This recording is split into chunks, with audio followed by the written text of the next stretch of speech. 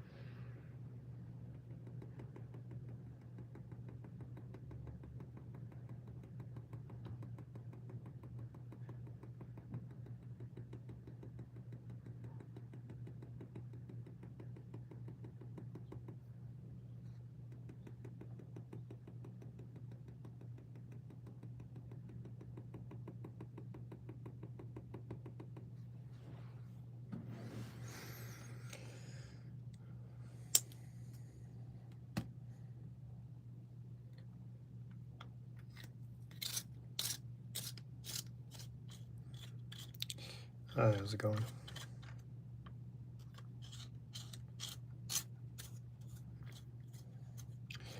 Been mostly silent for this stream, just for a few reasons. I wanted to get a lot more drawing done in one session, because ideally I'd like to finish this one today. And also, I knew that I was going to be doing a bit of loose stippling, which is what all the dots are for his 5 o'clock shadow. I know it seems like it was probably completely at random, which in terms of like the placement of the dots, it is a little bit random, but I'm actually stippling, which is the clustered dots. You can actually use that for shading as well if you like. Like the smaller and closer the clusters are, the more contrast you get. But usually when I have to do stubble or anything like that, it's pretty prevalent. I'll pick a few songs that are at a certain BPM or tempo, and I'll do triplets or double time to that. So that was to Curtis Mayfield's Pusher Man and Sugar Yoda's inspiration information. So it's just sort of medium tempo songs you can do to it. And then I'm going to even that out. And that's all the talking I care to do about art. So let me know if you'll have questions or if you have any subjects you want me to talk about. As per usual, keep it nice.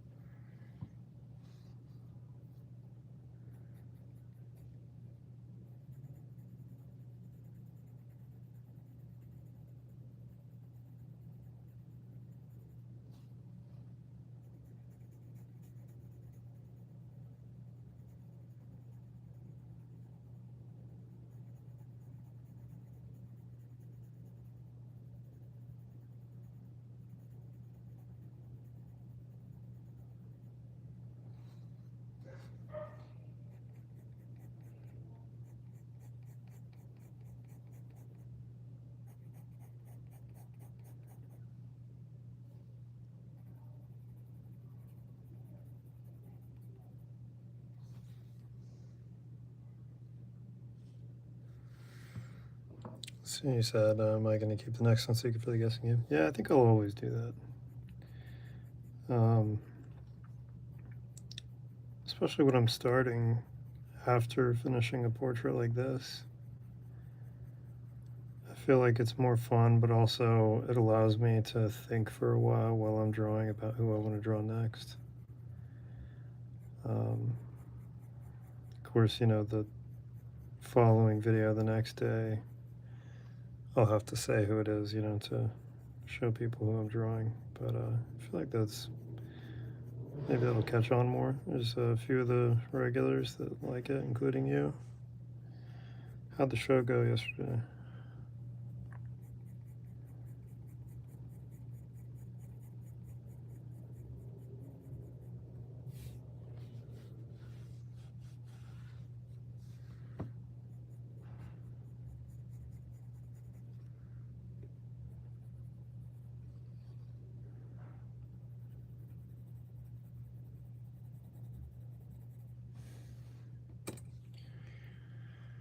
I've got this Blackwing natural that I've been forcing myself to draw with. I'm going to try and do some of the hair with that. I think this is the most dense graphite and wood that they make. So it's pretty unforgiving, but that might be good for hair.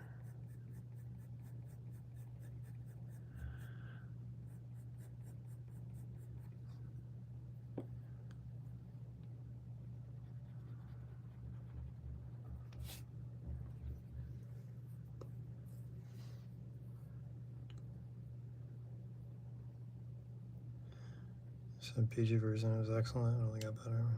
Oh, gotcha. Yeah. I think I catch your meaning.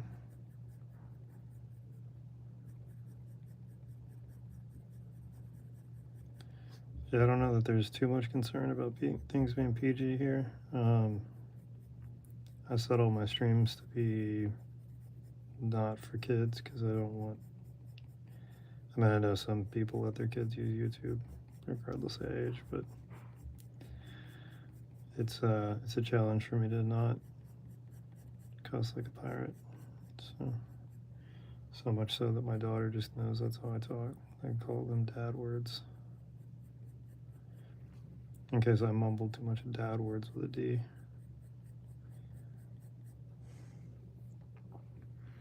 But yeah, I know there's moderation on the chat.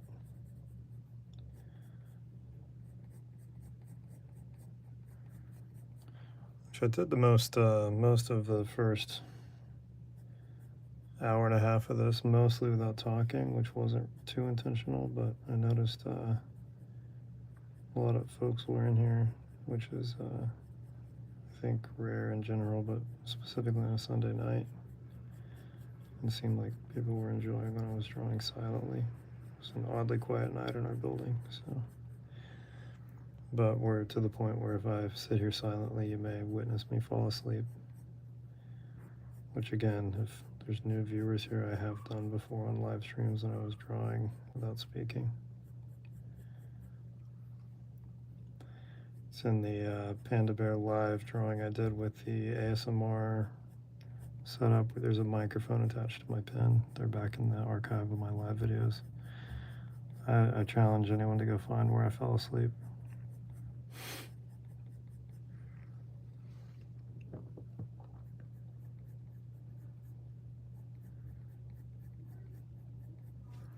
The last several days, I know I've talked a lot of trash about this pencil that I'm using and this brand in particular. But after forcing myself to draw with these naturals, which are the hardest ones they make, actually it's growing on me a little bit. I might take some of these when I go on my next trip.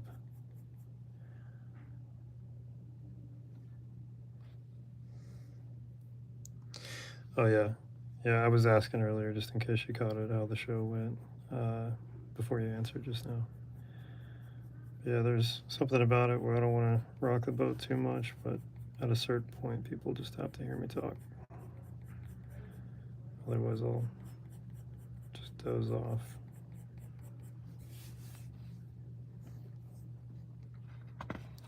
So we're kind of in the stage of the drawing where there's going to be some reflection in the graphite, which is happening in his hair over here. Which I'm always mindful to do that last so it doesn't take away too much from what you guys can see. But after a while, I just got to go in and fill the detail.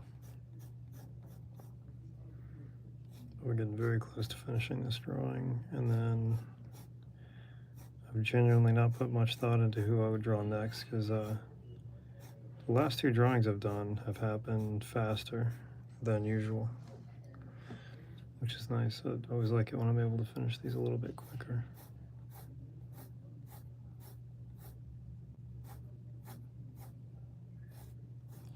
I thought maybe after a little bit I'll do a little sketchbook tour and show all the stuff I haven't been posting. Because I do a couple drawings every morning in a smaller sketchbook version of this portfolio I'm using. So if everyone wants to stick around for a little bit, I'll show you those. Kind of warming up for traveling, making sure that I'm still up to speed on drawing small portraits without sitting for too long.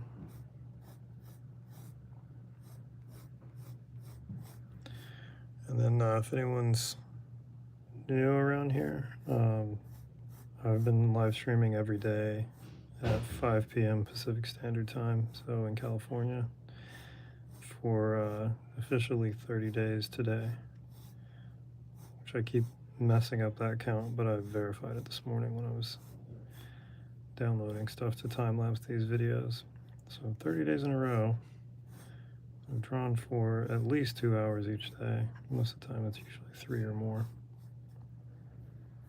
But I've got 6 more days of that after this. And then I got a little travel coming up, and I'll skip a day, and then I'll try to live stream as soon as we get all set up.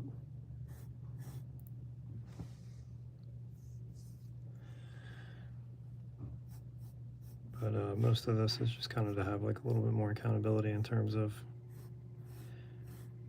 drawing daily, staying in one style for a couple series, and then finding some friends on here, people that are interested in the same stuff, little community. Which, Travis, I think at this point you're the most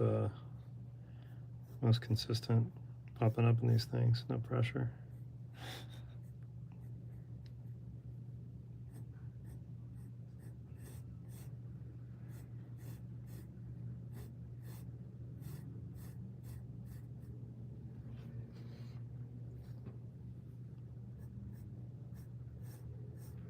And then for anyone that doesn't have the patience to watch hours of drawing, I have time lapses of all these that are starting to range from 10 seconds to 3.5 minutes.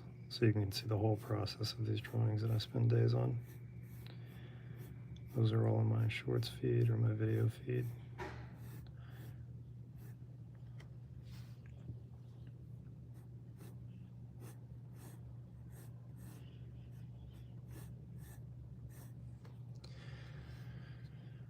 So usually before I draw, I go for a run. Try to run about 6.5 miles. And it's day 2 of no running, and I feel no energy.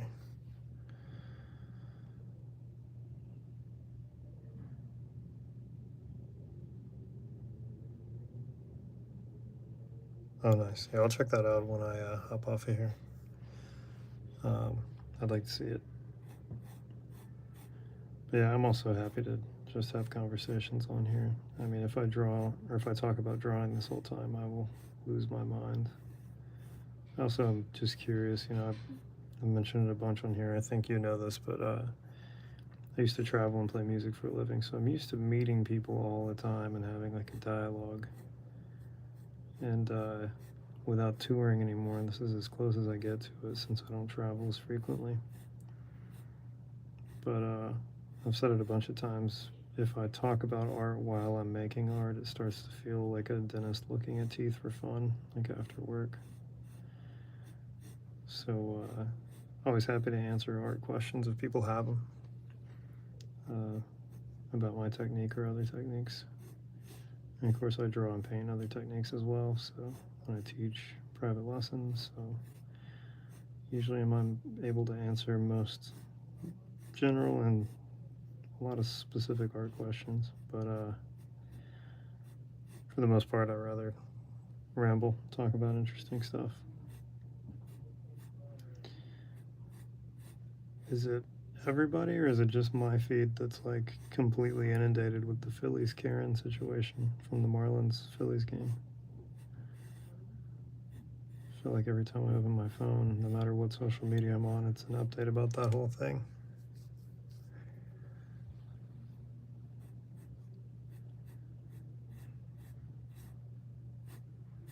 Oh, while I'm at it, Travis, comment on one of my videos somewhere so I can easily find you and subscribe to you.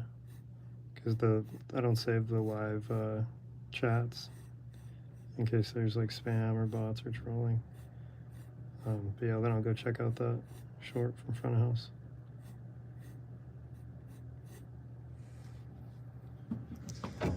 Yeah, the Phillies thing. I mean, I love baseball, so I don't mind it, but it is kind of funny. I mean, the amount of people I've seen steal a ball like that. I mean, he didn't steal it. If it's not in your hand, it's not your catch. I've also, I think I was talking about this last night, but I worked a contract gig for the Astros in 2017, the Asterix year. And we always had standing only tickets for those gigs. So we essentially got paid to work the gig as like photographers and photo booth ops.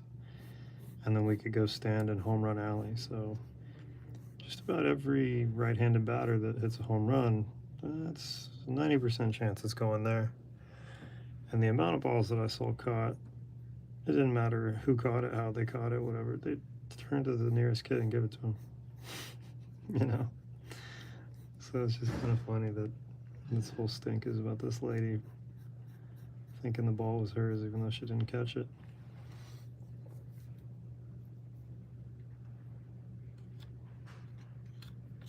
Nice. I always appreciate production stuff.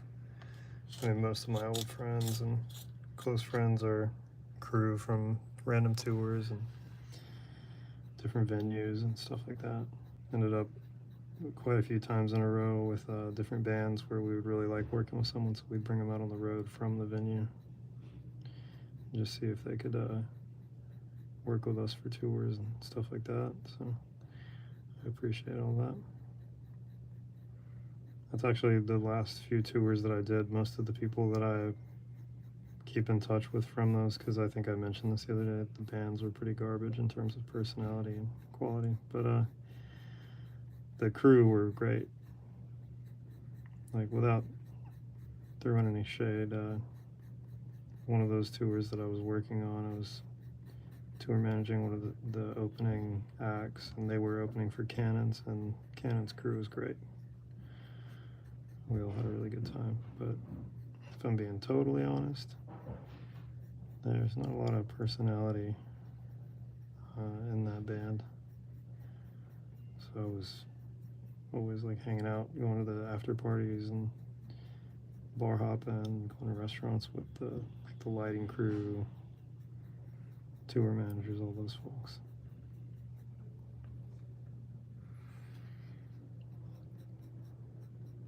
Which I try to always like be relatively positive, but I'll be honest, that was one of the worst tours I've ever been on.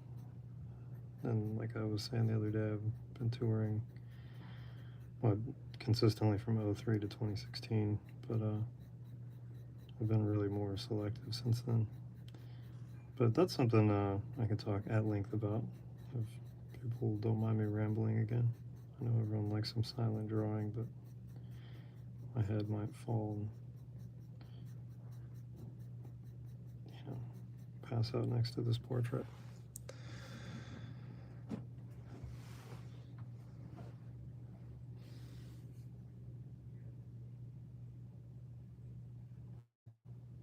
Nice.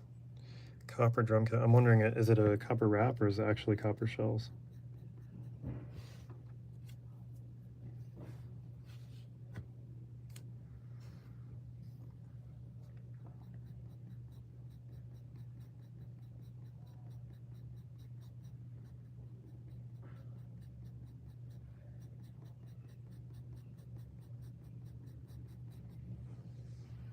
Nice. I bet those are incredibly loud. I used to have it was a 67 or 68 Slingerland. Could never figure out what it was because the badge was torn off of it when I got my hands on it, but it was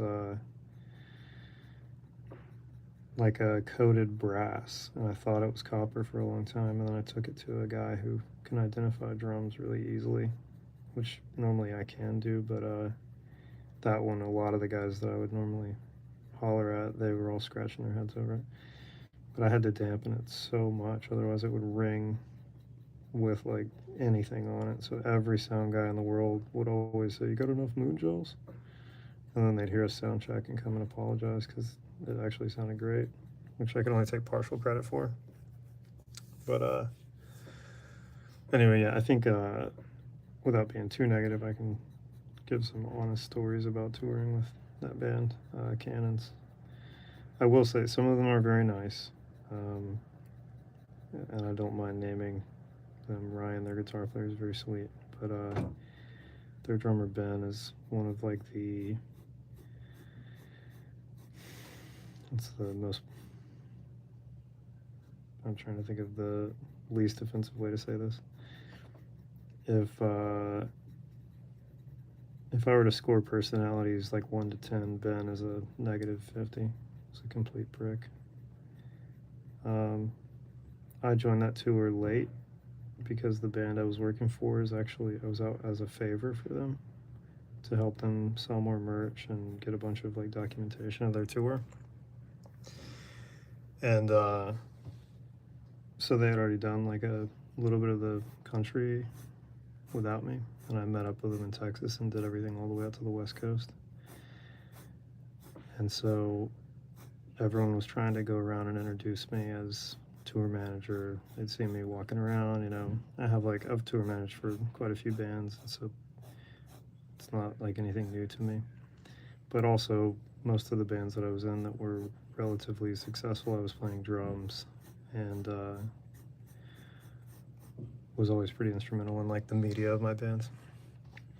And so the natural line of thinking is that I would get along well with the drummer from the headlining band, which, if anyone's curious, he's in Cannons and what's that? It's a 90s band that still plays, but is kind of like one of those things. It's like a nostalgia act. Seven Mary 3, I think, is their name. Anyway, he plays with them. So he's not in a band where he plays originally. He's a hired guy. And when they introduced me to him, he stared at me, and I put my hand out to shake his hand, and he just looked at my hand and kept talking to someone else. And then I thought it was kind of funny a few months later, and that was sort of like the diet version of that story. I don't want to get too in the weeds on it, but several months later, I saw this repost from someone I'm actually friends with, a drummer from quite a few bands, and also just a great musician himself, Eric Slick. He's in Dr. Dog and has great solo music, and his wife Natalie Prass is a really impressive musician and writer. I've known Slick for a while. He's been on some of my recordings that are going to come out later this year. And of course, like, some of my old bands played with Dr. Dog, and I mentioned them on here before. They're one of my favorite bands, so it's kind of like a highlight of my career. That guy Ben, who snubbed me, I mean, and I'm not saying like once, it was like a 2-week run that I ended up being on that was originally going to be longer. Literally every time we were in the same room, he refused to speak to me or acknowledge me. And then at the Greek in LA, the band I was working for had a vintage sunglasses dealer come out, which sounds like, ooh, fancy, but it was really kind of just like an exercise in how can we buy personalities. The nicest way I can put it. They told the headlining bands that they were going to have that guy there, and he's the type of guy that, he's really sweet, we're still friends. He sells glasses where you can say, like, you know, the glasses De Niro was wearing in Casino, and he'll tell you, well, in this scene, and he, like, catalogs all that stuff. He's very, you know, just like the guy has, like, a encyclopedic knowledge of not just film, but references to things like that. And so we talked a lot, just different glasses, different films. Anyway, the headlining band, some of the guys in that band collect glasses and watches and stuff like that, and so they invited them to the green room to come and check them out. I was already in the middle of a photo shoot with the band I work for while they were trying on glasses with Andrew, the guy that brought them. And said drummer, Ben, the guy that was a Tool, saw that I had my camera out and pointed at where everyone was trying them on, and then, like, I wouldn't say he slammed the glasses, but he wasn't gentle. He put them down with force and then, like, stormed out of the green room. He was kind of like a diva, but also the drums that he's playing were written and played on the album by their bass player Paul. He's not even original, like, he's a hired gun. So it's not like I was, you know, for anyone who's not in the music industry or hasn't toured or anything, it would be like Taylor from the Foo Fighters, rest in peace. That would be like a band member. This guy is like a hired guy that's not in their band, didn't write anything. His accreditation is that he was hired and paid like a part-time worker. He's not kept on retainer all year. He has to play pickup gigs. Anyway, going back to the other part. He wrote a book cataloging well-known drummers, and several of my close friends are in that because, you know, over the years of touring, I've just collected a bunch of those guys. And one of them, Slick from Dr. Dog, my buddy, reposted his post, and he like fangirled over Slick reposting him as if it was like this big thing. I just thought it was comical that he refused to shake my hand or speak to me, but then he like turned into like a little fan when one of them just shared a story he posted on Instagram. And had he have talked to me, I probably could have introduced him to a bunch of those guys that he was sort of worshiping as drummers. But I don't know that we got far enough into a conversation, even in his presence, for him to realize I was the drummer of the band that they essentially met, the band I was working for through. But that's kind of, it's like really prevalent in music industry. Typically when you have like a band that's kind of doing well, if they have hired guys, those guys have like ego issues, and Ben is one of them. But it's why I don't feel bad saying anything negative about him, because he was a complete prick the whole time. And then even like their photographer, who ended up being very friendly towards the end, was pretty like unfriendly at first. And we had a show in Denver, not at the Bluebird, I can't remember the name of the venue. It's one of the theaters in there in Denver. And that photographer, her name is Naz, really talented photographer, not really my style, more like pop flash stuff.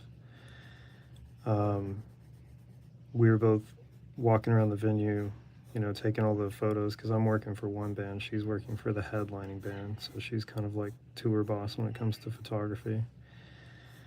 And she had been really standoffish and not talking to me, kind of like a lot of the other crew, and or not crew, but band members. And anyway, I'd gone up into the balcony that was closed off for VIPs, and you know, I have a tour badge, so I have full access to the venue. As long as the door's not locked, I have access, is basically how that works.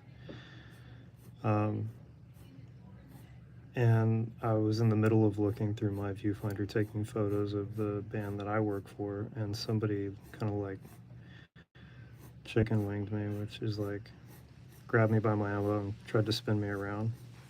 And I was pretty pissed because I was also looking through my camera, and I had like a dual sling for my cameras, so my film camera that I was slinging on the left-hand side hit the banister, and I was really furious about that.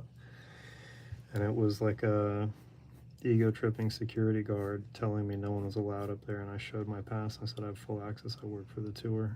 And she was like, no, and tried to drag me out of there, and I was like, take your hands off me. I work for the tour, go get your manager.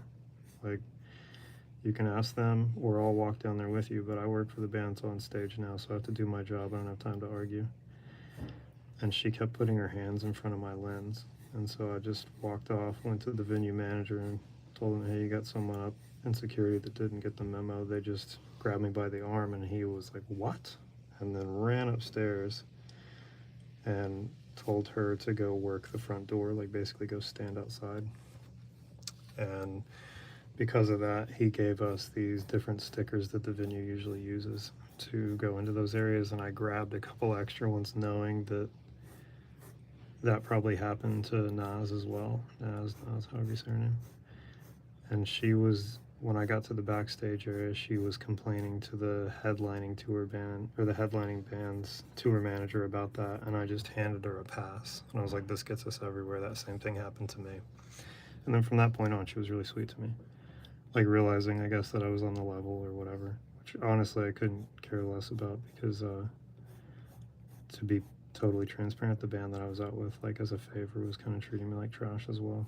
It's kind of one of those things where I'd sort of outgrown that level of touring, not in like a big-headed way, but like I don't want to stay in a crappy hotel. I'm too old, and I don't want to carry anyone's bags. That's not my job, and I don't want to drive 12-hour shifts and then be asked to carry bags to the hotel room, which is kind of their.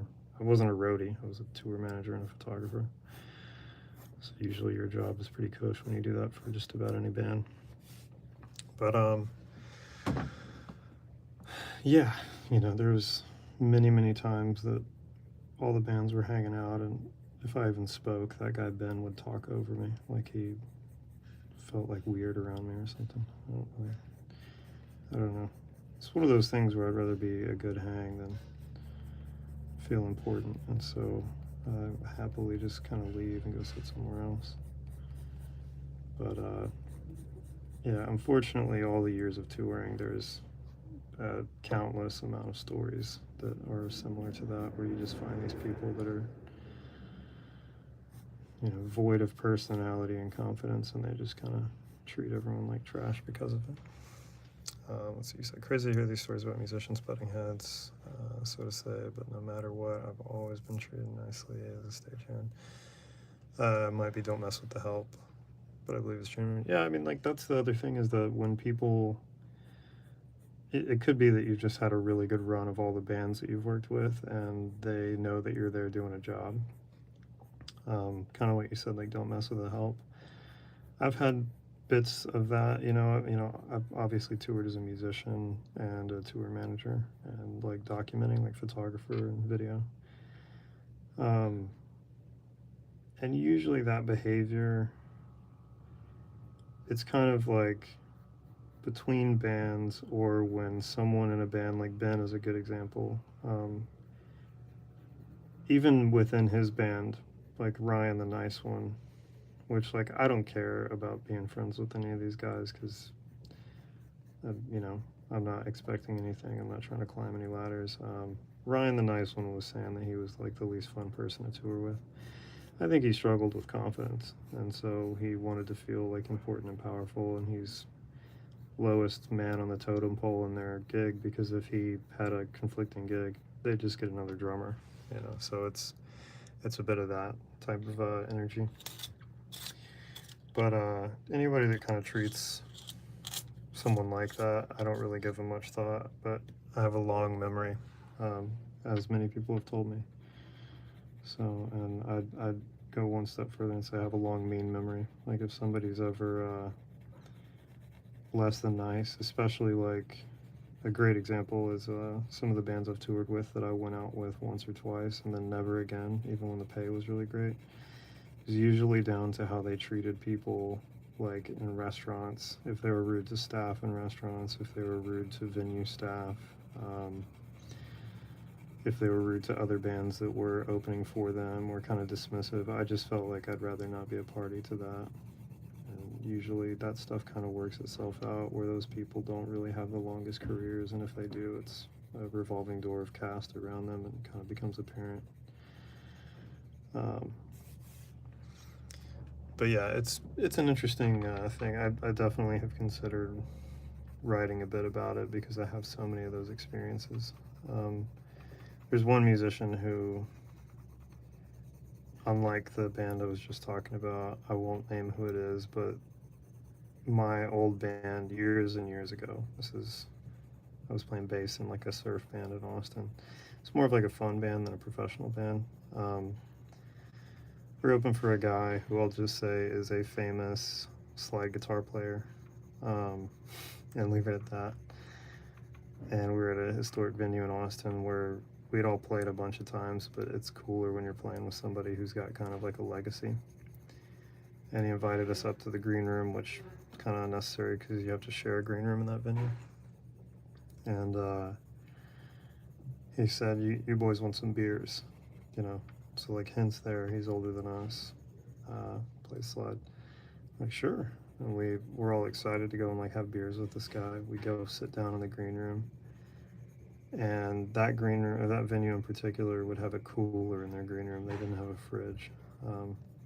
He's sitting on the cooler, and so we're all kind of waiting around, and then everyone's pretty awkward, and he said, "Oh, y'all didn't bring your beer?"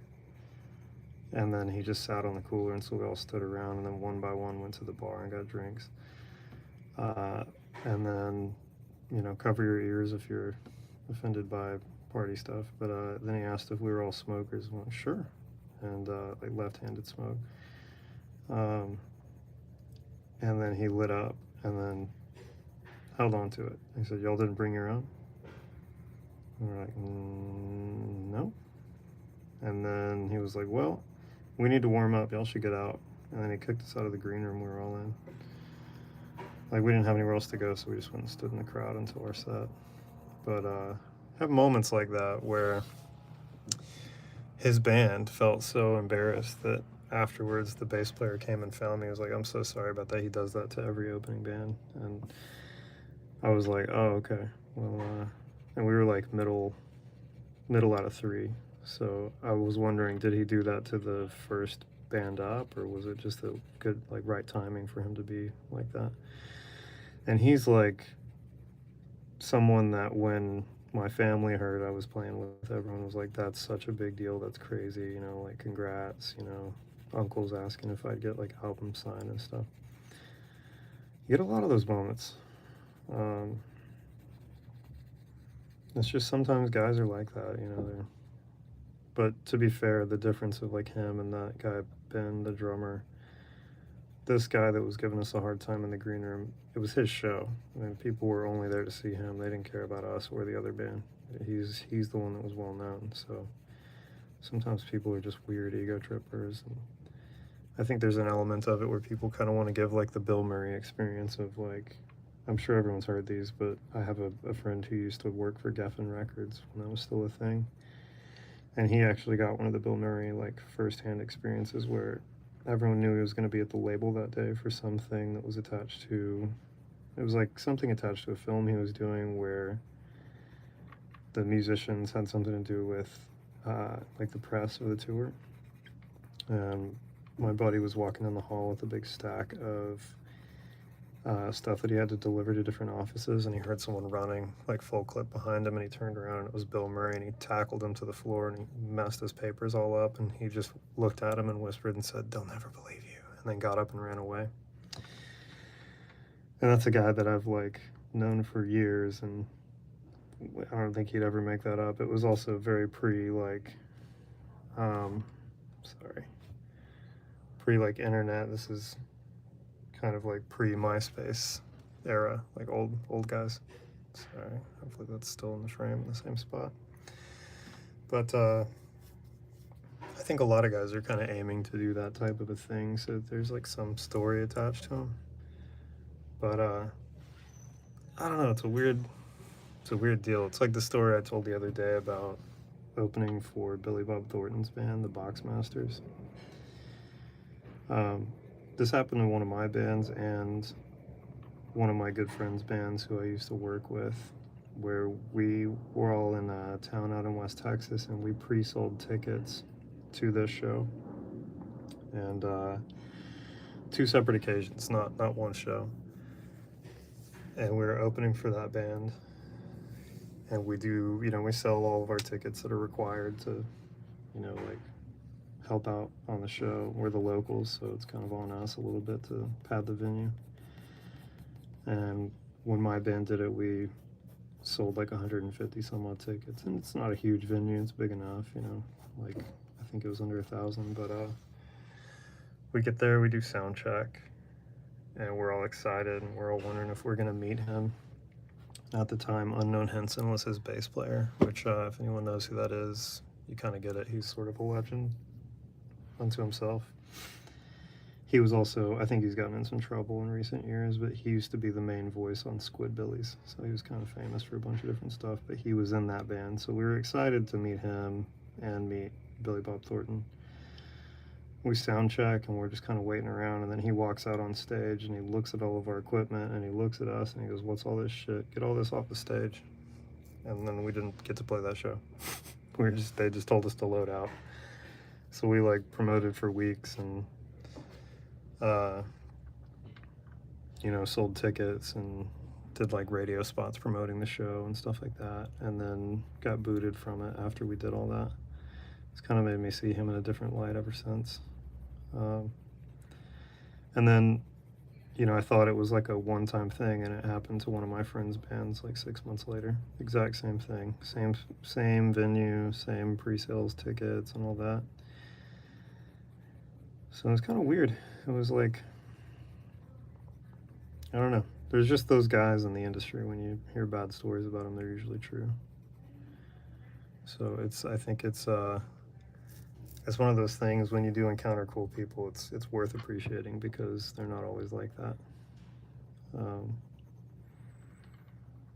But yeah, it's pretty interesting. But then there's like, I mean, I'm already name dropping here, so I'll just tell these stories. But there's guys like Gary Clark Jr. We used to play shows with them, with his older band. It was when the two Johnnies were in the band, and it's like Johnny Rattlet, his drummer, and I don't know that anyone knew Johnny, the bass player's, last name, but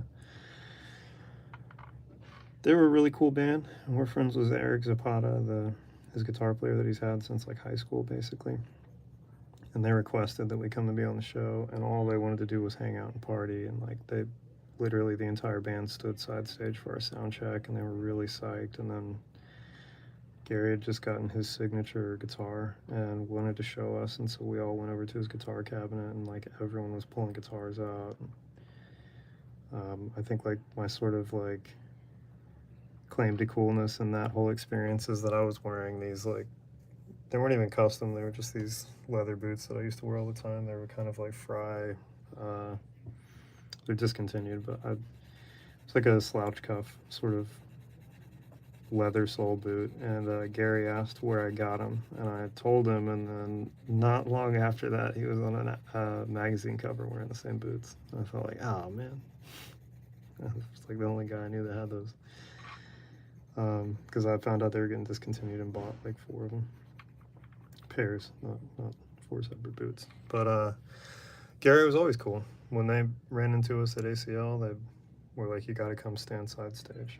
So we like got to go and watch his first headlining ACL thing, you know, and he like made a point to make sure that everyone like had drinks and felt comfortable. Actually, I got to meet one of my favorite photographers on that side stage, Danny Clinch, who's standing there right next to me, and my buddy Steve, who's a photographer that I've known for years. We were both obsessed with him, and we started talking to him, and he was cooler than cool. He, like that band that I was in when we were at ACL, we all wore kind of like, not uniforms or anything, but sort of like matching gear. Like all the guys wore pearl snaps and Stetsons and stuff like that, and so we looked like somebody even when we weren't on stage. And Danny Clinch was like sneaking photos of us, and then ended up taking some outright, and it was pretty cool. But that was all just from being friends with Gary Clark, you know. It's like sometimes there's the complete opposite, where people are just cool as can be, and that's I don't know, it's an interesting thing. I usually gravitate towards the people that are cool, even if I'm not like a huge fan of their music, because I'd rather have a good hang. But yeah, I've seen people treat venue staff like trash before, so it happens. But it may also just be a sign that you're doing your job well, so you know when to not be in the way. And you know, a lot of the time at bigger venues, I think people are more on their best behavior. But I'm trying to think. There was another thing I was going to tell earlier. I can't remember what it was. It's too many years of touring. I think, like, even though they're not the most well-known band, probably the nicest tour all around was playing with Randy Rogers. They're like Red Dirt Country from Texas. His whole crew was great. Tour manager to merch guy, everyone was just a total gentleman. Everyone was really sweet to everybody, really inclusive.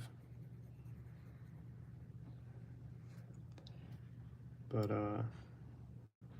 that also, it says a lot that band has been the same members since the very beginning, even though they all have kids and everyone's got big responsibilities. It's been the same, I think, 6 guys for like 20 years or something like that. There's a reason for it. Whereas, like, if you look at someone like Dwight Yoakam, we played shows with them as well, and they were very cool. His whole staff was cool. Somewhere I have a picture of us trying on his jackets without them knowing, like all his bedazzled jackets. But man, he's like a rattlesnake. When he's mad, he is mad.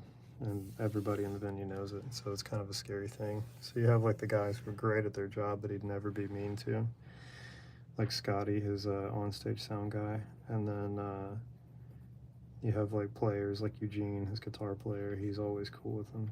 Like when we were watching them side stage at ACL, I think it was that same year. There were a string of years where we were playing and just kind of hung out all weekend, but Dwight started the wrong song, and so Eugene had the wrong guitar on because he has to play like baritone and different stuff like that. And Dwight kind of danced over to him in like a very Dwight Yoakam way and was like, "I'm sorry, I fucked that up." And we were like right there for it, so it was kind of cool. It was like cool that he knew it was on him and took credit for it, but then also in that same set, he's kind of crazy. He has like a, trying to think what this thing is. It's one of the largest on-stage speakers, not even a monitor that I've ever seen. It's like a 20-inch speaker in this giant cabinet, and it's back to his right, and it's just his acoustic guitar. Because of hearing loss, he wants it to be booming on the stage. And that thing went out twice in his set, and it's like a whip crack, the way he looks over into the wings. It's like, fix this now. But, you know, like we watched him fire his merch guy, and either in Edinburgh or McAllen or Far, maybe, like down at the very end of Texas. His merch guy had these shirts out that he didn't approve of, and he was low on count, and so he put him out anyway, and Dwight came over and personally fired him, which I think a lot of people thought he was a jerk for that, but it's like, he's particular. He doesn't want, it was down to, he didn't want photoshopped hair on the t-shirt, and he didn't approve it, and it ended up going in the bus anyway. It's kind of funny. But you know, you have guys who are, they treat the right people right, I think, which is not always the best, but just is how it is. But yeah, I thought it was kind of impressive how like in charge of his whole thing he was. I photoshopped our lead singer into a picture with Dwight, where they're leaning on each other, and it was like both in the Dwight hats. And he personally saw it because he checks his own Instagram, and he was like, "I like that band, but take that thing down." So I think at some point our singer had dated his PA or something like that, so she texted him like outside of things like, "Hey, don't do that because it makes Dwight mad." But he was cool though. He'd stand in the wings and listen to us play, so it's like more than a lot of bands do. But yeah, interesting guy, super in control of everything. Also like a pretty good actor. There's a really underrated movie, The Newton Boys. It's a McConaughey, Vincent D'Onofrio, Skeet Ulrich, Dwight Yoakam, is it Marianne Margulies, I think is her name. She was on ER for a long time and stuff like that. It's a true story about like the area of Texas that I grew up in, and Dwight plays one of the guys in it. I think his name is Glasscock, and he's great. I mean, one of the best roles in that film is Dwight Yoakam. But interesting fact about Dwight. So if anyone knows who I'm talking about, they know that he wears this hat shaped where it's pulled down, covering almost his entire face, like a real deep pull on the front of his brim. That's partially a style thing, but it is also because on stage the speaker at his feet that looks like a monitor is actually a TV monitor. It's not an audio monitor. It's because he's reading his own lyrics. And they do change ups every once in a while. So like if he's playing The Streets of Bakersfield, in that song there's a line where he says, spend a night down in, I forget the original city, but spend a night down somewhere, and then he says, spent the night in the can. And it's about him getting thrown in jail for being, I think, drunk in public. And every city they play, they change that. So he says, spend a night down in Austin, and the crowd goes nuts and cheers. And then it's kind of like a little tip of his hat, but he's reading those lyrics. And like he's written and played so many songs and covers and stuff like that. They have like a karaoke style monitor at his feet. So it's a pretty tight organization. But yeah, I liked that tour a lot as well.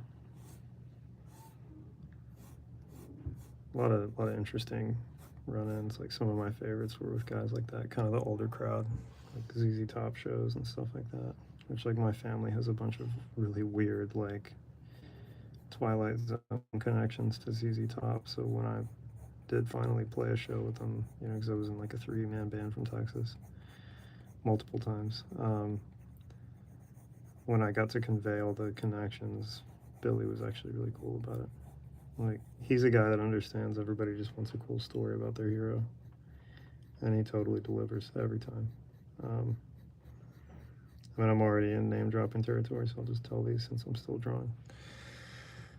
Billy was, so he's from like the Houston area, but his father was a guitar teacher, and my grandmother wrote the sheet music at the shop where his father taught guitar, and they were old friends. I think his name's Frank Gibbons. So there's that connection. But then it's a long story, so the shortest version, my dad's long lost brother that connected with him when my dad was 40 and he was 36 was Billy Gibbons, in the studio engineer at his home studio for a long time. And his band, who used to be called Laidlaw, used to tour with ZZ Top as well. He was the guitar player in that band. Which is also another weird one.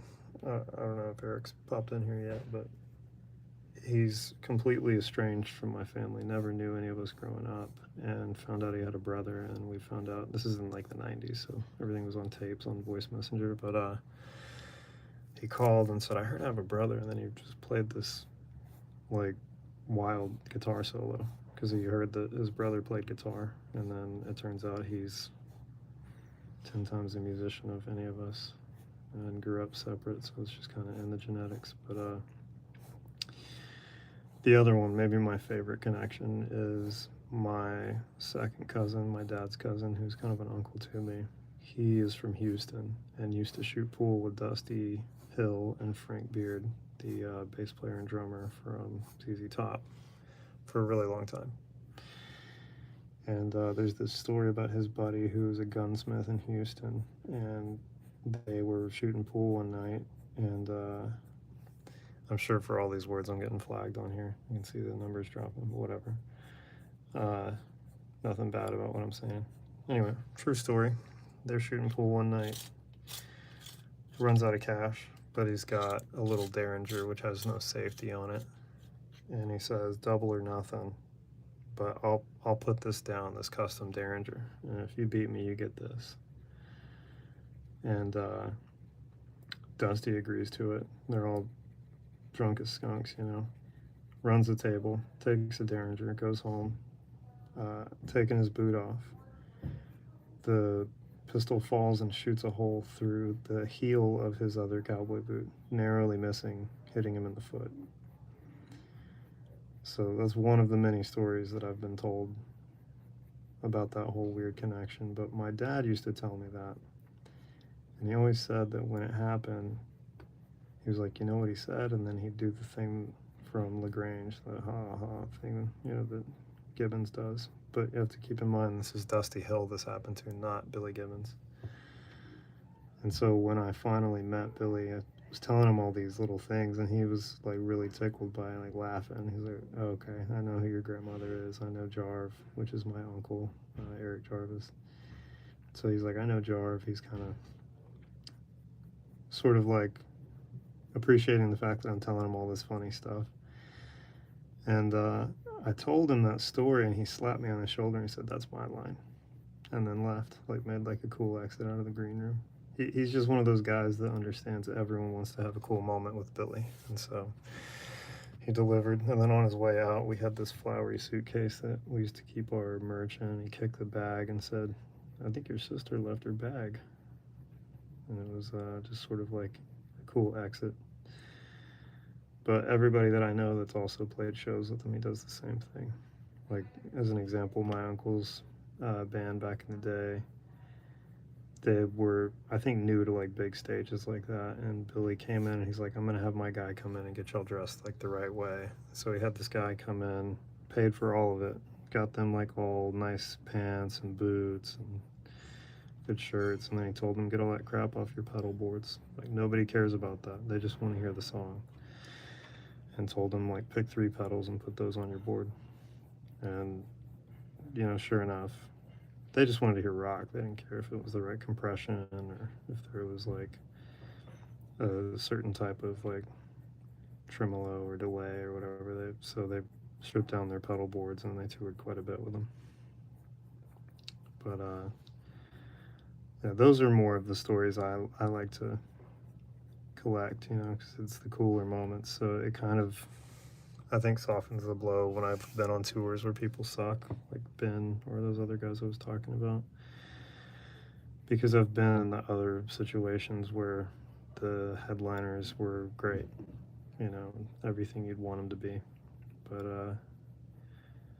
I don't know, man, there's always going to be somebody who's having a bad time, and if they want to share that notion, they will make everyone, or try to make everyone have a bad time. And I feel like the Bens of the world, it's a short-lived career until they learn that lesson where they realize that ain't it. Like, you got to do something else. But got a bunch of those. I think maybe like the crowning moment of stories of like someone being rude, but it's the one exception I have to that, what I just said. One of my favorite drummers of all time is Hunt Sales, who played with Iggy Pop. Like, the Lust for Life beat is Hunt Sales. That whole album, he's played with Bowie and a bunch of people. His brother was a bass player. And Hunt Sales lives in Austin, and we shared a bass player with him for a little while in one of my bands. And so we ended up playing some shows opening for him, like usually around South by and stuff like that, where there'd be a lot of bands stacked on the bill. And at the time, I had a 71 Ludwig Super Classic kit, and it was white pearl, which is basically his exact kit. I found it.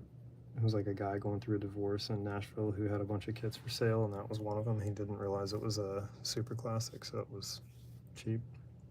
Shouldn't have been, but it was.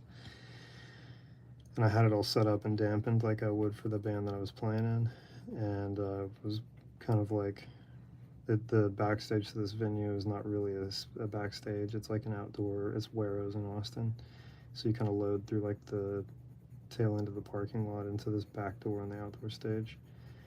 And I was standing there with Hunt, and just kind of like trying to figure out how to start a conversation with him. And he has like a young kid, so he's standing there trying to get her to drink a Capri Sun, and she didn't want it, and so he took it.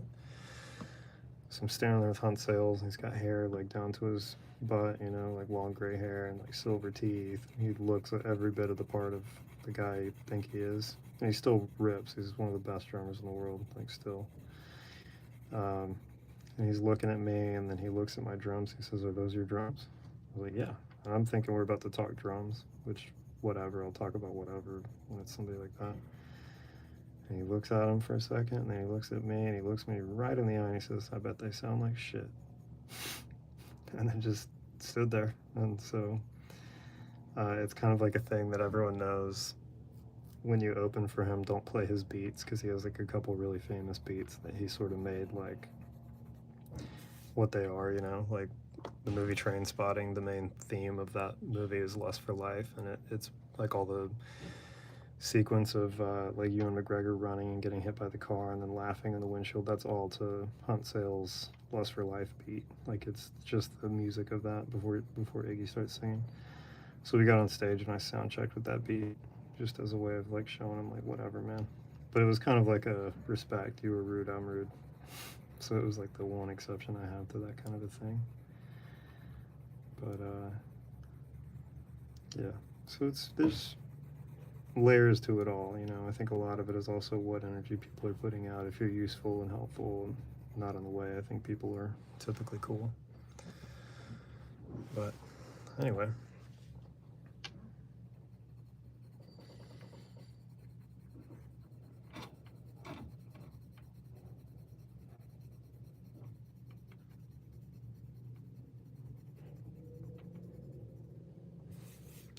I think I've effectively chased everyone out of here by talking about something that they don't expect when they click on my art video. But as like an old musician, I'm gonna tell some stories.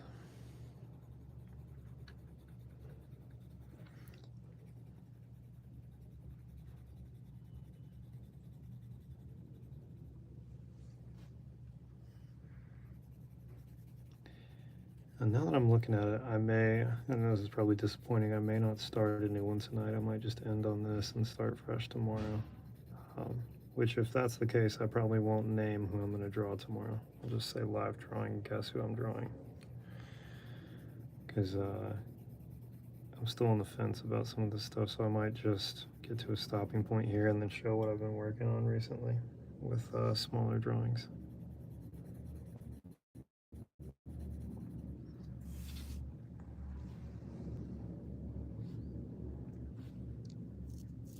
Hi, Bonnie.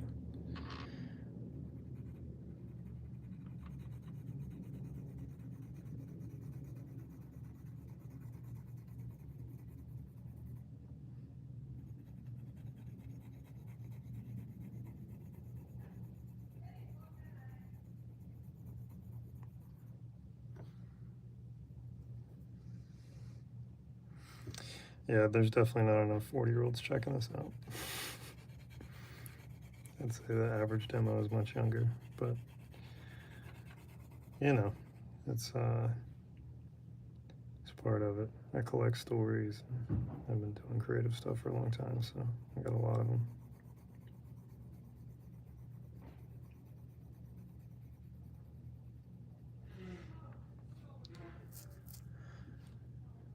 Hi, who am I? I'm the guy doing this drawing. Who are you?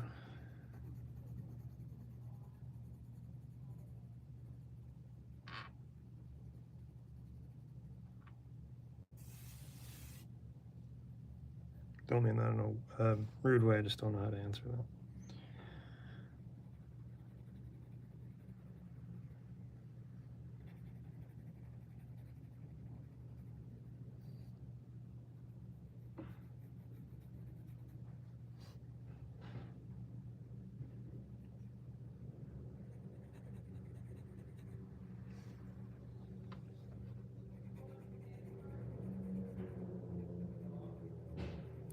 Trying to think of other stories that were sort of like highlights of those times.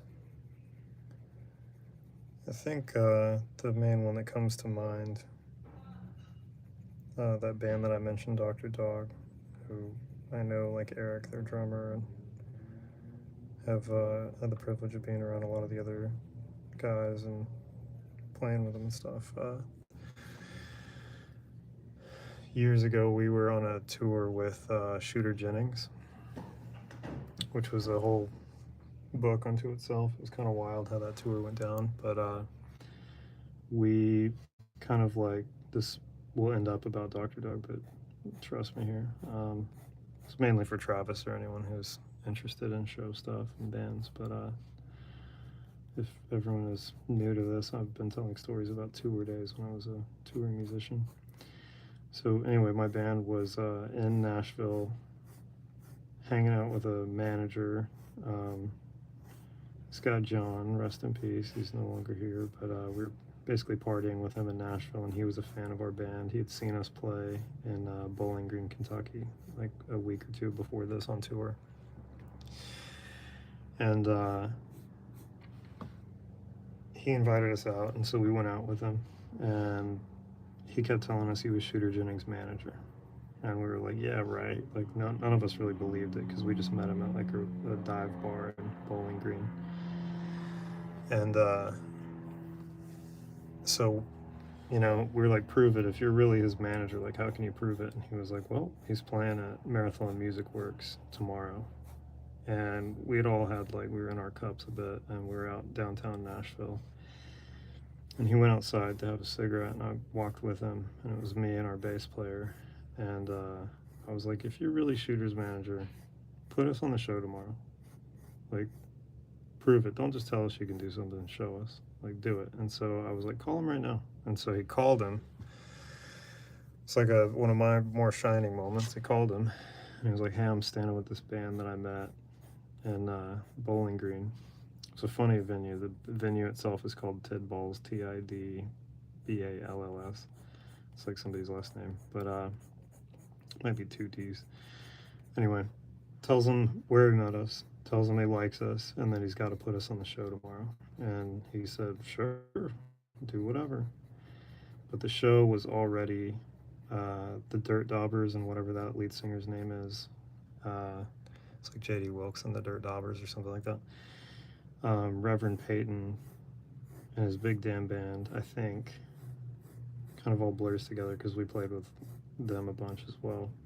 And then this other band that was kind of like a biker band. So we were getting shoehorned into an already 3-band bill at Marathon Music Works in Nashville, which, if anyone knows that venue, is huge. It's absolutely massive. And we get there and we're first of 4.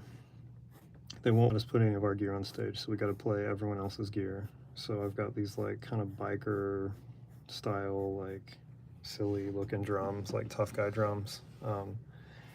Like everything was kind of set up like somebody who collected drums in their garage but didn't really play that much, which when they got on stage was kind of the vibe of their band as well. I can't remember that band, to be clear. It's not the Dirt Daubers or Reverend Peyton, so it's the other band. But we barely get a sound check, and we start playing, and just happenstance, the best of the crowds were there for us and the Dirt Daubers because it was early in the night, and that venue is huge. I mean, it's like I want to say like a 2,000 plus cap, and it's kind of sad, like watching Shooter play for basically no one because it was 4 bands, and people just kind of left as the night rolled on, and he played like a 2.5-hour set. It was kind of shocking. At the end of it, there were like 9 people there, and the bass player was like, y'all give it up for Shooter Jennings, and he just walked off stage. So anyway, after that happened, he liked us a lot and wanted to bring us out on tour, and so we go out on a run with him and Reverend Peyton. And we're on this run, and there's more about that Nashville show, but I'll be nice. We hung out with Shooter afterwards, and he said some kind of wild stuff. But we're on this run with him, and half of the shows, I mean, there is just nobody at him. Like, nobody wanted to see him play rock and roll, and he kind of refused to play country other than like a handful of songs. And they party really hard, and it kind of shows on stage. Like, everyone looks like they're hungover, sounds like they're hungover. But we're about halfway through the tour, and we're supposed to play. There's a venue in Atlanta called Masquerade. And that venue has 3 venues in one. So they have Hell on the bottom floor, and it's all red lighting. They have Purgatory on the middle floor, which is like kind of like a dreamier, lots of smoke machine stuff. And then Heaven is the top floor. And those are the actual names of the venues within this one venue. And we pull up, and on the marquee is Dr. Dog. And I'm beyond excited because we get a full pass to the entire venue, and we get out of our van and we can hear Dr. Dog sound checking. So I just run up, give them my credentials, and go in and listen to their entire sound check. So basically, you know, a free like few song show. Like, they were trying to work out a song they hadn't played in a long time, and Frank, their guitar player, was trying to remember which harmony he was taking. So it was like one of the cooler moments of being on tour. And we're waiting around, and we load in all of our stuff, and then we hear this little argument happening with the venue manager. And it turns out that Shooter saw that yet another show was incredibly low sales for tickets. Just said, screw it, I'm not going to show up. So now we get booted out of the bottom floor, and we're going to play in Purgatory alone, which we think is kind of like, oh, this is no good because these other bands that are playing, they're going to get the crowd, and we're going to be in this weird middle room. But then, and there's a lot more to the story, so I'm just telling kind of like the abbreviated version for now, but we're sound checking in there, And then they're like, well, go ahead and start. So we literally don't have time between sound check and when we start playing, and we're kind of bummed out, like, oh, no one's going to be in here. We're like 2 songs in, and the room starts to fill up because I don't think Dr. Dog had an opener that night. So it was just meant to be like people wandering from venue to venue within this overall big room. And our bass player gets my attention, and he's like telling me to look up. And everybody in our band knows that my favorite band is Dr. Dog. And I look up, and I'm starting to recognize there's Scott, that's one of the lead singers who plays guitar. There's Toby, the bass player. There's Dimitri over at our merch table. Slick is over there, their drummer. He's over by the load-in dock. And basically where you load in for that venue is the ramp to the tour buses. And they were all out on a smoke break outside of their bus and heard us playing and came in. And then they stuck around for the whole set. Zach, their piano player, was there. I mean, it was like everybody. Frank was over off by the side. And they stuck around. They were like, a lot of them stood front row, and it ended up being a really good show because the crowd really filled out waiting for Dr. Dog to play. And afterwards, we're getting all of our gear off stage, and Frank comes over and starts, or not Frank, Scott, the lead singer, or one of the singers, comes over and he starts telling me what our band reminds him of, like these Detroit bands. And I was like, that's crazy, our singer's from Detroit. And I kind of played it cool, and then I completely fanned out on him. Was like, I can't believe that you're talking to me, and I can't pretend like I don't know who you are, and I've got like a signed copy of Toothbrush, which was one of their first EPs, and I turned like full nerd on him, and he thought it was really funny. And then he said, well, hey man, y'all should come up side stage. So like come and stand side stage so you can watch the whole show. But Masquerade has like a big lifted stage in a huge room. And so the side stage is basically just this gated area where the sound, like their on-stage sound guy is, like monitor guy. And so we do that, and the security guard is waving at us with a flashlight, like, you can't stand there. And then we tell them they told us, and their tour manager told us that we were supposed to come and stand over here. And so he goes over and asks them, and he says, yeah, the band asked them to stand here. Which is kind of weird, you know. It's like normally people will throw that out and then they don't really, nothing comes of it, you know. It's like, oh, that was cool that they invited us. But anyway, we're standing there, and about 3/4 of the way through their set, Scott starts talking about our band on stage. Like they're in the middle of, I'm trying to remember what they were playing. I think it was Warrior Man. It was a good song, but they're in the middle of playing it, and they go into this sort of like slow-paced like jam thing. And he starts saying, you know, I saw this band downstairs, and like they reminded me of this, and we talked to them, and they're all really nice guys. And he's like, I got a special prize for you. And he turns and looks at our singer and pulls his, he's wearing sunglasses on stage, pulls his glasses down. He's like, Daniel, get up here.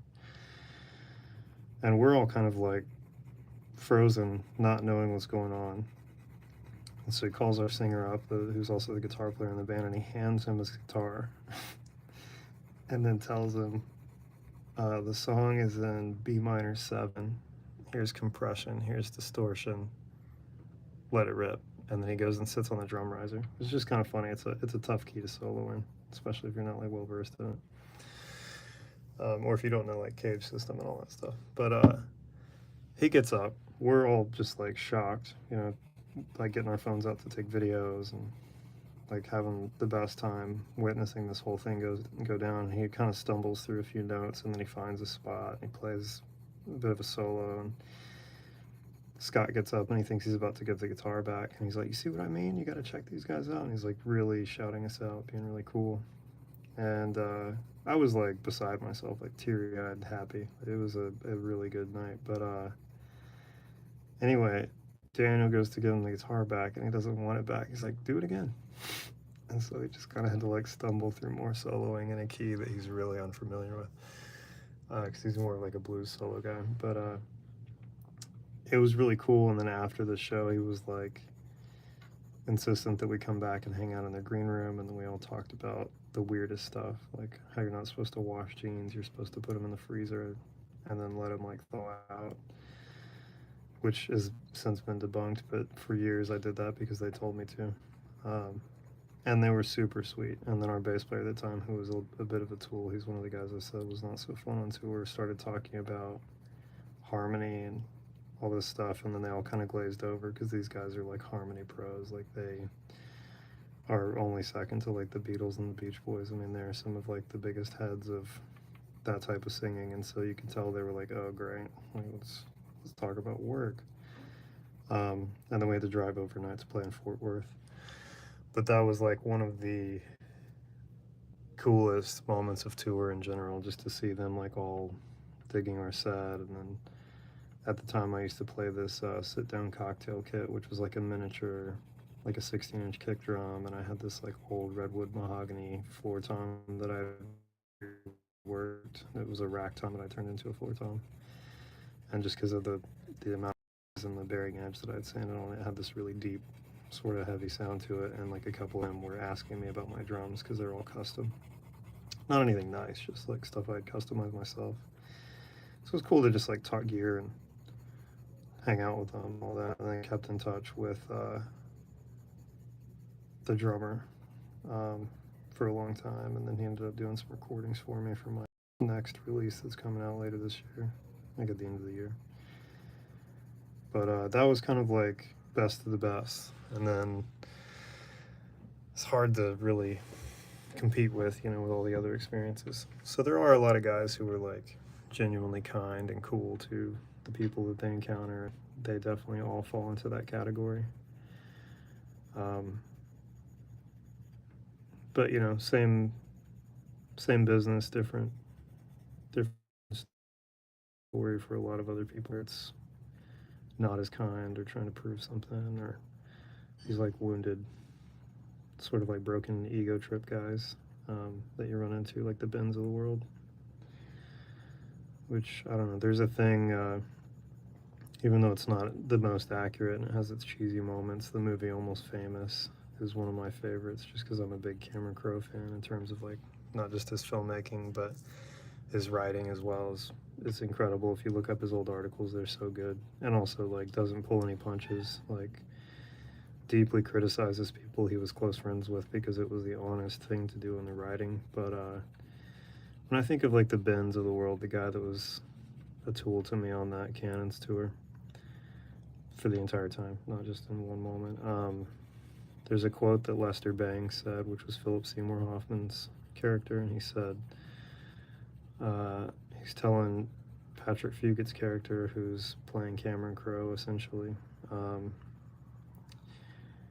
he's telling him that he's not cool and that he like wants to be cool, and he's like, you'll never be cool. And then he's like asking essentially if like he gets along or if he's popular in school, and he's like, no, of course not. And he says, yeah, well, you'll meet them all on your long journey back to the middle, which is like the most accurate way to sum up pretty much everything in life. Like, you typically, most people end up in the same place, broken and old, or, you know, the lucky ones anyway. And none of it really mattered. So it's like, why not have a good time the whole time? You know, whatever that means to people, so long as you're not being like bad or hurtful. I feel like it's easier to be easygoing. But I always think of that. You'll meet them all on your long journey back to the middle. I feel like that's kind of what's playing in the back of my head like when I encounter these guys who are just absolute tools.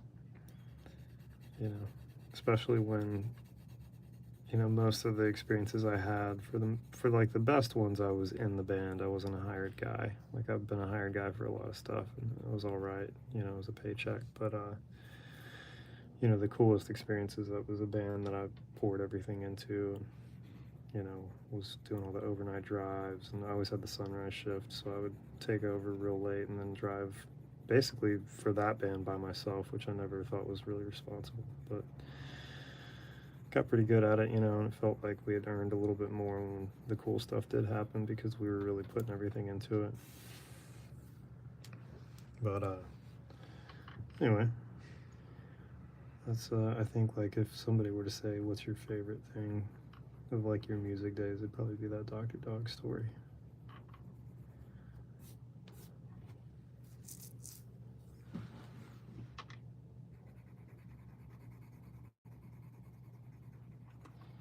I'm getting to the point where I'm just about done on this. Like I was saying earlier, I'll probably just leave it at this one for tonight, and then tomorrow I'll do a live drawing and get everyone to guess.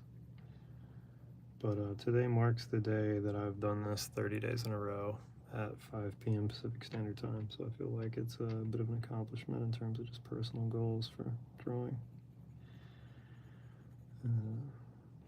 I've got, including tomorrow, I think 6 more days. Like basically the last day that I'm going to do this time for a few weeks is going to be the 13th, and then I've got some travel coming up on the 14th. And I'll still be live streaming at different times, so if people want to see this, I feel like my soul is about to eject, but you have to subscribe or whatever. But then you'll see me pop up when I schedule a live, or I might just go live at random times because, like I said, I'm going to be traveling a bit, so I've got to find the good Wi-Fi and set up a little station. It'll look a little different because it's going to be in my smaller book. But before I take off, I'm going to get this to a stopping point. I'll sign it, and then I want to show some of the smaller drawings I've been working on.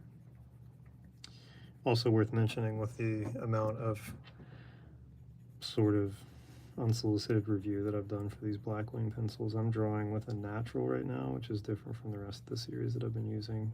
The rest of the series I've used is Blackwing 71s, which are the Frank Lloyd Wright signature series. I got a little mark in there. I have to lift that. These are the most dense ones that they make, to my knowledge. It's the natural series, which the other day I also should correct this. I said that the blackout ones that they make were also dense, but those are the softest. I'll have to kind of go back and compare now that I've done this amount of drawing with these. I feel like I can give a little bit more of an honest assessment. I'm going to patch this up real quick because I smudged it with my glove. Didn't think about my hands sitting in the graphite.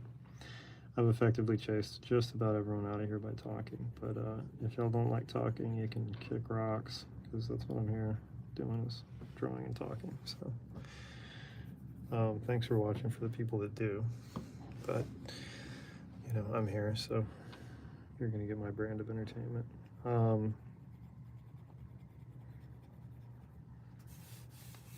And then these are all, like, for anyone that stumbles into these later on or is curious about them, all of these originals are for sale. And then in the near future I'll have prints of all these, because so far I've done a drawing in this same style and series of Tom Hardy, Joaquin Phoenix, Josh Brolin, Christian Bale, Brad Pitt as Cliff Booth, and now John Bernthal. And I'm going to do this exact same series until I start traveling in about a week. So these are all for sale, and then if anybody's ever looking for commissions, I do accept commissions, but you have to go through my website, which is linked everywhere on my videos and in my profile there. But I appreciate anyone watching. It's been nice finding some community with folks like Travis and Nolan and the few other folks that have dropped in every once in a while. I sound like I'm giving a farewell, but I'm just kind of reiterating the fact that I've been doing this for 30 days in a row at the same time, and the goal is just to kind of see how many days I could do in a row until I knew I had a trip coming up. I feel like I've kind of breezed through it and started to really look forward to this time of day.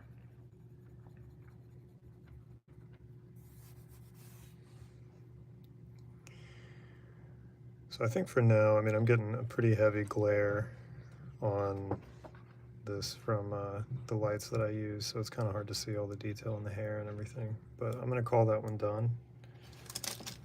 Let's see, and then I'll show you the smaller ones I've been working on this week. I can just kind of flip through since it's been a minute since I've looked at my smaller sketchbook. Yeah, there's John Bernthal, so I'm going to get this up where y'all can see the corner of it, just so you can witness it, I guess.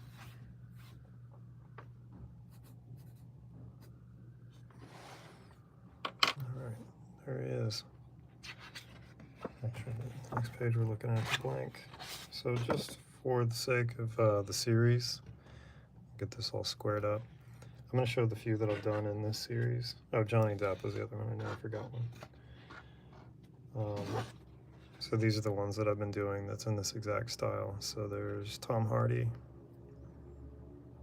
which there's a range in quality and depth in these reference photos, and you can always see it. Like that's probably the most detailed, like high quality, high resolution photo of all these. So I feel like it really translates, especially in the eyes. There's Joaquin Phoenix. I think the Tom Hardy and the Joaquin Phoenix are my favorites of the series so far. They just both have a lot of depth that translated from the reference photo into the drawing. Let's see, there's Josh Brolin. This is based on a Brian Bowen Smith photo, which he's another great photographer to check out. The first one, the Tom Hardy one, is based on a Greg Williams photo. Both Leica photographers. Here's Johnny Depp from the set of Minamata. And again, there's a lot of glare from the diffused lighting that I have, so in person it looks quite a bit different because there's a little bit more depth with the lack of reflection. There's Brad Pitt as Cliff Booth from Once Upon a Time in Hollywood. There's Christian Bale. I don't actually know what film he was promoting for that, but it was in the release of something. I would guess probably Hostiles or one of the ones where he had a big beard. And then there's John Bernthal, which is the one I just finished. So that's everything in this series so far. I'm going to do at least a few more. I'm not sure how quickly I'll get through the rest of them. But, you know, like I said, those are all for sale. I'll have prints of them eventually if people are interested. And this is my travel sketchbook. It's this is what I have on me. It's a leather cover. It's Paper Republic. So it's all in a band system. So basically you can put a bunch of different refills in it. But what I've been working on recently, like earlier, I did a little Bob Ross sketch. That's like a 20-minute, 30-minute sketch, so it's not really well refined. It's just kind of a quick, no erasing sort of practice of setting a timer and just running with it. So like that. These are actually to give some people in where I'm going to be traveling, just people I met last time I was there. I've got to finish these drawings.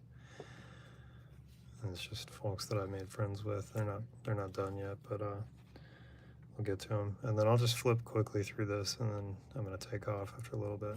But this is sort of my sketchbook for the last year or so in terms of all my pencil drawings. So you got David Lynch. Got a really poor drawing of Tom Segura that I need to go back and fix. That's Jake Ricker. He's sort of a local legend here in San Francisco in terms of photography. Greg Williams, who actually took a lot of the photos I've been basing the drawings I've been working on. That's Godney Mullen, the greatest skateboarder of all time. Willie Nelson, Harry Dean Stanton, Peter McKinnon, which is an interesting one. I don't know where I got this reference photo from, and I can't find it. I was going to try to draw it in a larger format, despite having mixed reviews about his stuff and having some slight burns. Still respect his whole grind and all that stuff. But Sierra Farrell, it's from the night that she won the Grammys. It's Dominic Monaghan and Billy Boyd. Ari Matty, a comedian. That's Scroobius Pip, the British MC and podcaster. It's Michael Fassbender. There's Gary Oldman. This is a photo taken, I'm pretty sure, by Greg Williams as well. They took photos of each other sitting across from one another. He actually took a great photo of Greg Williams on silver nitrate glass, so it's really cool. But I think this is based on Greg Williams' photo that same day. There's a video about it if you search it. That's the other Brad Pitt I drew. That's him as Cliff Booth from Once Upon a Time in Hollywood. There's Jack Kerouac, little local legend here in San Francisco. That's, I always blank on his name, Dean. It's who he was with on the road. It's based on a really low-res mugshot, actually. So I don't really love how that one turned out, but it is what it is. Showing the failures as well as the successes. That's Lawrence Ferlinghetti, who's a great poet and writer, and also one of the local celebrities here, and who opened City Lights Books. That might be one of my favorites in there. This is Ansel Adams, who's also from the Bay Area. One of the greatest photographers to ever live. It's him in his older years, and a rare photo of him without a hat. That's James Baldwin, another great writer, worth listening to the audiobooks because he reads most of his own. It's Kendrick Lamar, not my best drawing, but it was topical at the time. There's sort of a melted Anthony Bourdain. I drew him several times and missed just about every time, but it's kind of part of the process. I should probably go back and redo it now. There's actually John Bernthal. That's the drawing that I just finished in a smaller format with the full bust. There's young Bob Dylan, which is a photo taken by, I blanked on it. Oh yeah, Jim Marshall. I blanked on his name last time as well. There's Jim Marshall himself, the actual photographer that took that last photo that's based on. He's another local San Francisco legend, sort of an outlaw. Really good documentary about him. There's Joaquin Phoenix as Doc Sportello from Inherent Vice. There's Carmi from The Bear, Jeremy Allen White. There's the great Bill Murray. It's kind of a rough portrait of Frank Sinatra that I kind of halfway gave up on. There's another one that I intend to go back and fix these because it's something I like to do. That's basically Doc Holliday, Val Kilmer's Doc Holliday. Needs to be fully finished and repaired. So Jeff Bridges is the dude during the dream sequence in the bowling alley. That's actually my father-in-law's father, post-World War II. He's wearing an open road Stetson like mine. So a little rough James Dean. I'm going to do another James Dean on this side from Giant, because that's the book I'm reading right now by Edna Ferber. There's a small Johnny Depp, similar to the one that I did in this series of Full Faces. There's Simon Pegg. It's also rough and unfinished. There's Nick Frost now after he's lost all the weight, which is even harder to draw. There's one of the Doctor Who's, I can't believe I'm blanking. It's either it's John Pertwee, I think, or Patrick Troughton, I can't remember. Christopher Hitchens. It's one I've drawn over the years just to kind of test and see if I can still do the side eye. And then there's Sitting Bull, which I believe he's a Lakota chief, since we're learning about him with my daughter's social studies. So anyway, that's all the current ones. And then as I'm traveling, I'll be drawing in this book, and I might take an extra one just in case I fill it up, because I've got all those left-hand pages to work on. So anyway, well, I'm going to get out of here. Thanks for watching. Again, I'll be live every day at 5 p.m. Pacific Standard Time in California for the next 5 or 6 days, and then I will go live at random times on my trip, depending on availability of Wi-Fi and all that. As much as I hate this, subscribe if you want to see those. Hate to ask anyone to do anything, but anyway, at least for the next handful of days, I'll be drawing at the same time. So 5 p.m. Pacific Standard Time. Thanks for watching. Nice talking with everybody. See you next time.